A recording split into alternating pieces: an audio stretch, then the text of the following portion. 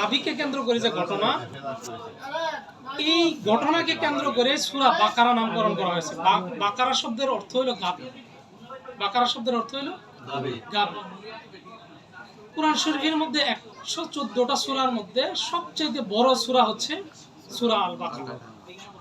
এটা সূরা ফাতিহার পরেই, এই যে আমরা আলহামদু সূরা পড়ি না, এই আলহামদু সূরার পরেই হচ্ছে ফাতিহা সূরা, এই বাকারা সূরা। আর কুরআন শরীফের মধ্যে সবচেয়ে বড় সূরা হচ্ছে সূরা আল বাকারা। এই সূরা বাকারার মধ্যে আমাদের সোশ্যাল লাইফ, আমাদের পলিটিক্যাল লাইফ, আমাদের সামগ্রিক পার্সোনাল লাইফ, সমস্ত বিষয় সম্পর্কে এখানে বলা হয়েছে। এই সূরা বাকারায় বলা হয়েছে যে তোমরা পরিপূর্ণরূপে ইসলামে প্রবেশ করো এবং শয়তানের পদাঙ্ক অনুসরণ করো। সূরা বাকারা 208 নং আয়াত।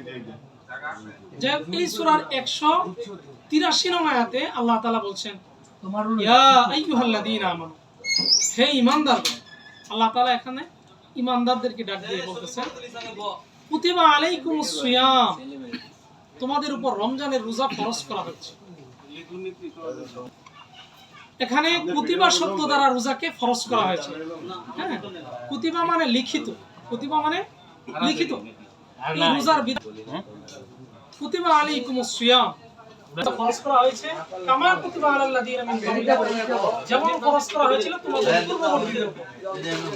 অর্থাৎ এই রোজাটা আমাদের আগের যে নবী ছিল, আগে যে নবী আলাইহিস সালাম ছিল এবং ওনাদের উম্মত ছিল, তাদের উপর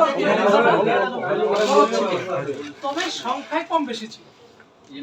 আমাদের একেবারে ফুল এক মাস তাদের সংখ্যা কম ছিল, বেশি ছিল, এই যে কিন্তু রোজাটা ছিল। অর্থাৎ এমন ইবাদত না যে আল্লাহ অন্য নবীদের আমলে দেন নাই, আমাদেরকে একবার এরকম না। এই আল্লাহ তাআলা এখানে বলতেছেন এটা এমন একটা ইবাদত কামা কুতিবা আলাল লাযীনা মিন ক্বাবলিকুম, তোমাদের পূর্ববর্তীদের উপর রোজা ফরজ ছিল। আর এর উদ্দেশ্য এই যে সারাদিন আমরা রোজা রাখলাম, এর উদ্দেশ্যটা হলো লাআল্লাকুম তাত্তাকুন। আল্লাহ তাআলার উদ্দেশ্য হলো, আল্লাহ তাআলা বলতেছেন যেন তোমরা তাকওয়া অর্জন করতে পারো।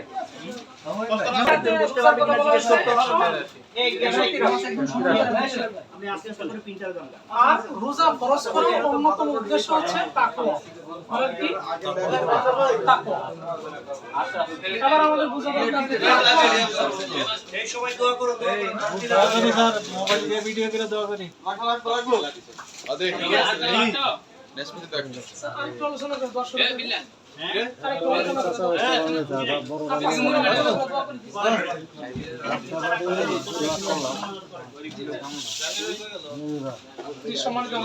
বলতেছিলাম রোজার অন্যতম উদ্দেশ্য হচ্ছে তাকওয়া অর্জন। কি বলেন? তাকওয়া।